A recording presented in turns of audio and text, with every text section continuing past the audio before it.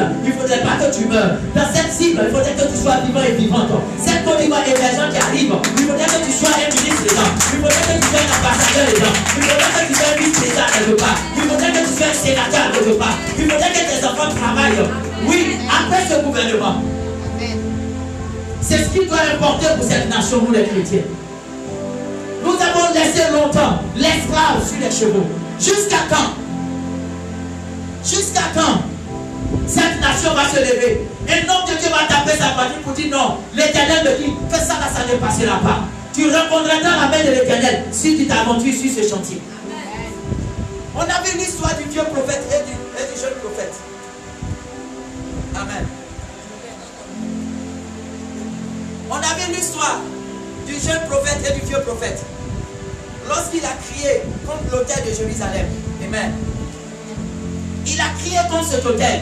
Il dit, si je suis de l'Éternel, lorsque j'arriverai, tous les sacrificateurs, on va les immoler sur cet autel. Et sa parole s'est accomplie. Dieu n'a pas encore changé. Je vous le dis, Dieu n'a pas encore changé. Dieu n'a pas encore changé dans cette nation. Ses prophètes n'ont pas encore changé.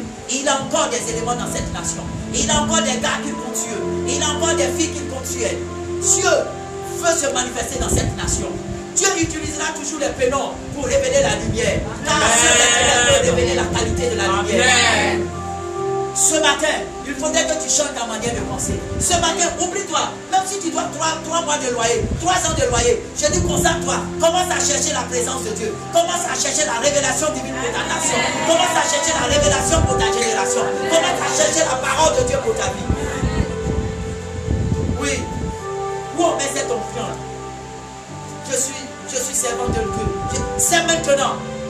J'ai pris 40 jours. Aujourd'hui, je suis à ma 3e semaine. Je n'ai pas pris 40 jours pour chercher l'onction. Je n'ai pas pris les 40 jours pour chercher. J'ai dit simplement à Dieu, Seigneur, je veux t'aider à accomplir ta parole dans cette nation. J'ai dit, Dieu, je veux t'aider à accomplir ta parole dans cette nation. Simplement, je me prive de tout ce qu'un homme peut se priver. Ne serait-ce que pour que la parole de Dieu puisse s'accomplir. Longtemps, les chrétiens ont été l'humiliation ici. Longtemps, nous avons été mis en marche. On ne nous consulte plus pour prendre des décisions dans cette nation. Où allons-nous? Si nous réclamons que le Dieu que nous prions est le Dieu, c'est pour nous déchirer, c'est pour dire celui-là il n'a jamais pris l'avion, celui-là il a son père spirituel au Ghana. Est-ce que le père spirituel va faire ton ministère? Est-ce que quand tu vas au lit avec ta femme, là, ton père spirituel est derrière toi? Alors, c'est quelle histoire de père spirituel? Il faut que nous les Ivoiriens, nous lèvons. Nous ne nous lèvons pas comme un homme. Nous ne nous lèvons pas comme un groupe ethnique. Mais nous nous lèvons contre les autorités, les principautés, les esprits méchants dans les lieux célestes. Car la Bible dit, nous aurons à combattre. Nous n'aurons pas à combattre la chair ni le sang, mais plutôt contre les dominations. Je regarde encore mon serment ce matin. Vous ne pas dire que Atia a dit qu'on va combattre un groupe ethnique. Non, nous combattons les autorités maléfiques. Nous combattons les mauvais hôtels. Nous combattons les hauts lieux. Nous combattons les esprits vampires. C'est cela notre combat. Et aujourd'hui, nous pouvons voir le résultat de notre vie chrétienne en 10 ans. En 10 ans. Un témoignage funeste. Je vous dis un témoignage funeste. Même ce mercredi, j'ai dit qu'on se réunisse pour prier pour la Côte d'Ivoire. Personne n'est venu. C'est malheureux. Aujourd'hui, les choses sont déjà scellées. Il faut que tu prépares l'avenir. Cette émergence qui arrive là, il faut que tes enfants soient dedans. C'est maintenant qu'on est en train de chercher place des enfants là. C'est maintenant. C'est quand c'est gâté qu'on cherche la place. C'est pas quand tout est repositionné que tu vas chercher la place. C'est maintenant. Si tu veux voir ton fils être ambassadeur, c'est maintenant que tu dois fléchir chez nous et crier à l'Éternel pour dire, Seigneur, cette Côte d'Ivoire à venir, il faudrait que mes enfants soient des ambassadeurs. Il faudrait que mes enfants soient des ministres. Il faudrait que ma fille soit mariée. Il faudrait que ma famille ait des entreprises à ne point en finir. C'est maintenant. C'est maintenant que nous devons faire ces genres de prières. C'est maintenant la Côte d'Ivoire doit faire la prière pour être libre totalement de cette oppression qui ne se dit pas, qui ne se vit pas. Assez, c'est assez. Quelle est la place de la prophétie? 7. Allons-y pour le dernier sujet. Pourquoi les Ivoiriens ont abandonné la prophétie? Alléluia. Allons-y en 2 Timothée. En 2 Thessaloniciens. 2 Thessaloniciens, chapitre 2, verset 1.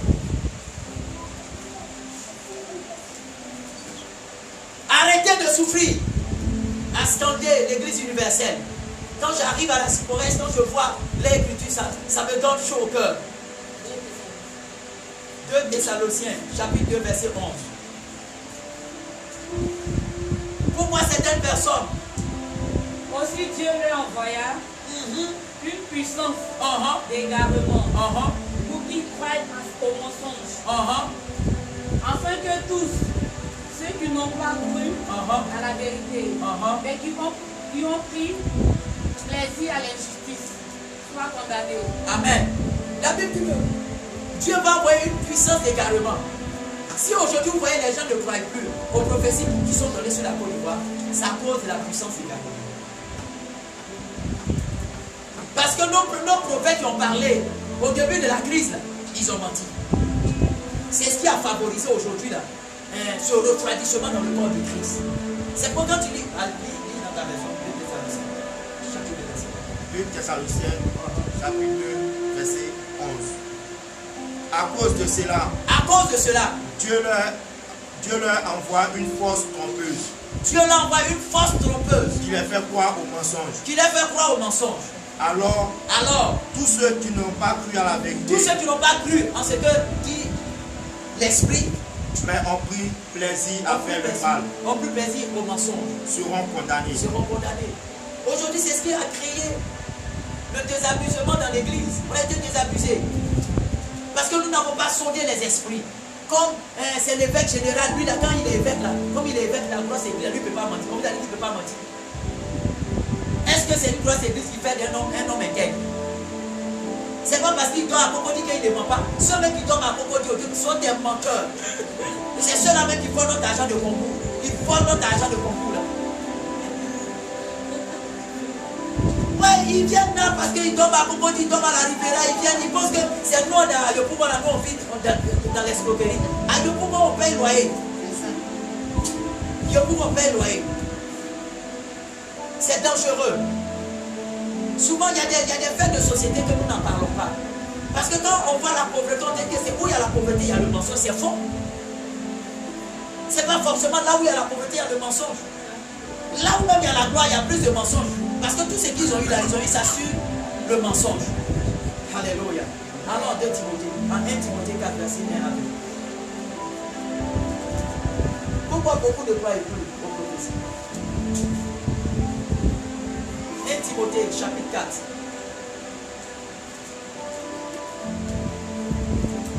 C'est le dernier verset. On est dans le temps, il est midi 20. 1 Timothée 4. 1 Timothée 4, verset 1 à 2. Mais l'Esprit dit expressement que dans les derniers temps, quelques-uns abandonneront la foi pour s'attacher à des esprits séducteurs et à des doctrines de démons. Par l'hypocrisie de faux docteurs portant la marque de la flétrissure dans leur propre conscience. De la séduction dans leur propre conscience. Amen. Donc comprenez que la Bible nous interpelle que dans les derniers jours, on va perdre la foi. Mais tellement qu'ils vont venir nous mentir. Il y a des gens tous les jours, tu les rencontres, eux ils donnent prophétie. Eux ils donnent toujours la prophétie. Tu les rencontres 10 fois, ils ont 10 prophéties pour toi. Et quand ça ne s'accomplit pas, ouais ma fille, tu sais, la dernière fois là, c'est ta tante là, c'est elle qui a fait ça. Et demain c'est ton neveu. Tu as vu le neveu que j'ai vu la dernière fois là. Fais très attention à lui. Tu ne vas pas passer tout ton temps à faire parler Dieu dans la vie des gens. Mais Dieu même se repose. Si toi-même tu parles 24 heures sur 24, ou bien on parle dans tes oreilles 24 heures sur 24, ça va pas t'énerver. Nous tous on a besoin de silence par moment. On a besoin de silence par moment aussi. C'est quand on venait souvent, je peux parler, mais des moments je ne parle pas. C'est quand on venait, j'aime prier avec vous. Mais ce que je veux que Dieu me dit là, je transforme ça en point de prière et puis je vous donne. Amen. Amen. Donc faisons très attention. Ce n'est pas tout ce qui brille là qui vient de Dieu. Amen. Ce n'est pas tout miracle qui vient de Dieu. Ce n'est pas toute parole qui vient de Dieu. Amen. Alléluia. Mon pianiste, allons en adoration. Tu vas dire merci à Dieu.